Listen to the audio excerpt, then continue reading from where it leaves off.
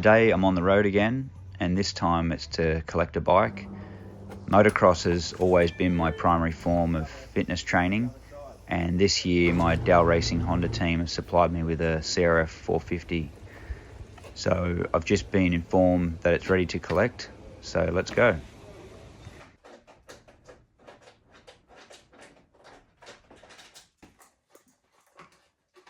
So it might seem strange that I'm taking a brand new motorbike and pulling it apart before I've even started it, but it seems a great shame to ruin OEM plastics, because these original plastics cost, I don't know the exact cost, but they're a fortune. You wouldn't want to buy genuine and replace them.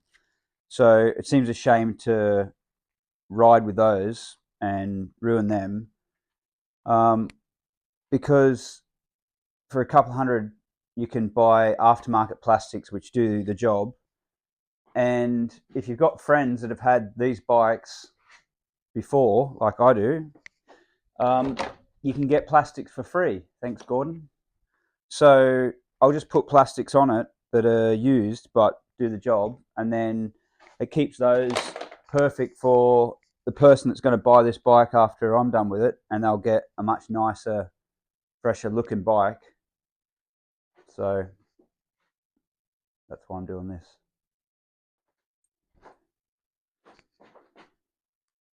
So for years I've had a two-stroke motocross bike, so always a YZ250 for probably the last 10 years at least. Before that I had 450s, and even Hondas, because I rode for Honda from like 2002 to 2005 in Australia, and then I rode Hondas in 2006, 2007, 2008, 9 and 10 in fact. So all of those years I had a 450 Honda, and then I figured that I actually liked riding the two-stroke more than the four-stroke. Not that the four-stroke did anything wrong, it was just personal preference. I just enjoyed riding more on the two-stroke. Now, as I'm racing a Honda in British Superbikes, it's not compulsory that I ride a Honda, but it was, it just matches well with the fact that I'm racing a Honda and in practice on a Honda. So I'm back on a four-stroke again because Honda don't make any two-stroke bikes. I think two-stroke's a bit safer. I think for people that are professional, they can master a 450 and take it to its limits. I feel like I can ride a 450 well, but I feel like I'm more in control on a two-stroke. They're lighter, and when they sort of like step out of line, it's easier to keep the bike going straight, not get out of shape. But yeah, we'll see. I might adapt to riding a four-stroke after some time on it and really love it. Who knows? So I have changed the triple clamps as well, which I normally wouldn't do, but I got them lent to me, so I thought I might as well use them. They don't really serve any purpose because the offset is marked as 22, and I checked against the standard ones, and standard appears to be exactly the same. So I'm not really achieving anything performance-wise by putting them on. I'm just saving the originals from getting any stone chips or anything. But what I do like about these is the bolt pattern, how it's one bolt at the front, one at the rear. Not so much at the top, because that doesn't matter. You can tighten them up as hard as you like. But the lower ones, people have a habit of over-tensioning the lower triple clamps. So I like how this bolt arrangement is, because normally people have a habit of tightening one bolt, then tightening the other, and the other, and the other, and slowly it gets really hard clamped in the lower clamp, which the chrome tube, the bushing on the lower chrome tube actually has to pass through the lower triple clamp through the suspension travel. So if this is over clamped, it can bind during the suspension operation and lower the performance of your suspension. So with this arrangement, I think it looks like it would work better, and you wouldn't over tighten. And it even says like 17 Newton meters. I don't even do them up that tight. Also, people tend to want to always tighten up the fork cap, which you don't ever need to do. You can just tighten it by hand, because one, I've never ever seen a fork cap come loose, and even if it did come loose, it could only come out as far as your handlebar, and it's never going to come loose anyway, because if the top triple clamp's tightened up, that pinching effect is stopping the fork cap from ever being able to come undone. So you don't need to wrench hard tight on that top fork cap. It just by hand is even enough. But another thing I liked about these triple clamps is the bar mount is a little bit lower. So I had one of these bikes in Australia, and I felt like, I'm not a great motocross rider anyway, but I felt like the handlebars were a little bit too high for my body size or whatever. So I have a bad style anyway, tend to like have my elbows down too much. I don't have that like natural motocross riding position. So having the bars up that little bit higher, or it felt high, is encouraging me to ride worse. So I'm thinking that having these bars a little bit lower than the standard might help me ride in a better position. But I don't know. Without trying, I can't be certain. But that's why I'm putting these triple clamps on there. Normally people change clamps for some sort of other performance gain, like changing the offset. But as I said, these ones aren't. So I'm not really achieving a great deal by having them on. But at least they look good.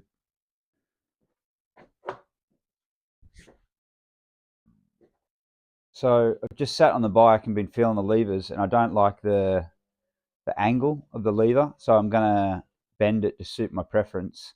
But this also is handy if you've ever bent a lever before and you try and bend it back, it always snaps. So you need a torch and just heat it up in the position where you want it to bend, and then get a spanner or something that fits over, put some leverage on it, and then just heat it up in the position. And whilst you got some pressure on it, you just keep heating and you hold pressure, then it'll just, like right now, it's just starting to bend. And I can feel it. I haven't put any more pressure on. I'm just maintaining the pressure, and I can feel it moving.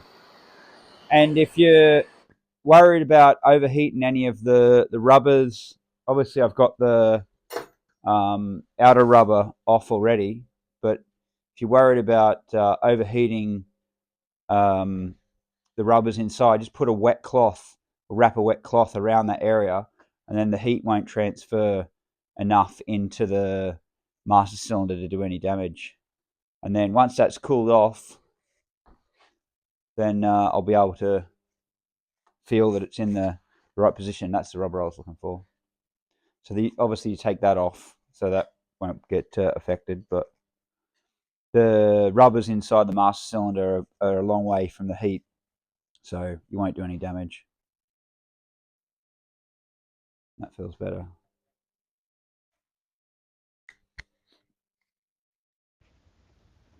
So with that, all the pre-ride checks are done, and the only thing left to do is load it back in the van and get to a track. So let's head to VIP and see how it goes.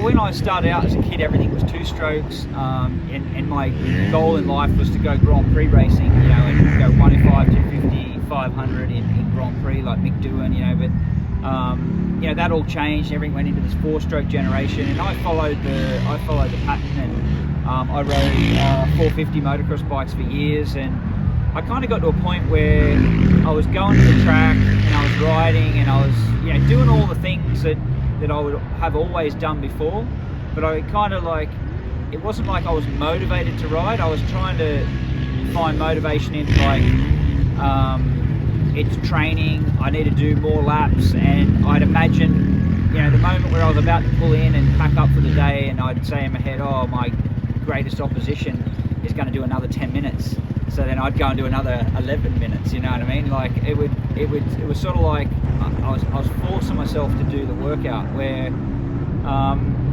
some of my collection at home in Australia is two-stroke bikes. So when I've gone home and rode them in the off season, I was having far more fun than I was riding the four-strokes, and you know, I was enjoying the mixing of the fuel, and you know, I was ready to, you know, do the crappy jobs like washing the air filter and prep because I was so excited to go to the track and ride it again. So I realised there was a link between, you know, the two-stroke and having fun on the track as opposed to the four-stroke and trying to better your lap times. And really, for me, I feel, you know, a bit safer on the two-stroke. You know, when a four-stroke starts to sort of like swap from side to side, you feel like a bit of a passenger. Where two-strokes kind of dance around, that's how they are. They're lighter and they sort of allow you to sort of ride on the edge a bit more without being at risk so much. And for me, you know, being ready for BSB is obviously fairly critical, and riding a motocross bike is somewhat dangerous and jeopardises the chances of being ready for racing. So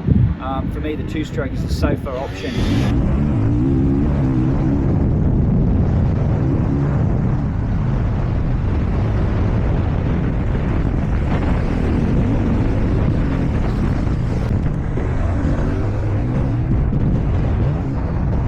So in general, the bike's working just as it should, and it's working well.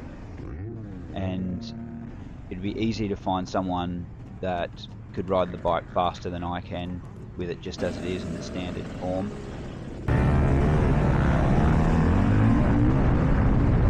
However, I like to, you know, compare and analyze how the bike's working, and I feel like the shower suspension on the front isn't just as nice and smooth and bump absorbing as the KYB, because like I've said, the last few years I've had the YZs, and they come standard with KYB suspension, and it definitely feels like a bit more of a plush feeling from the KYB.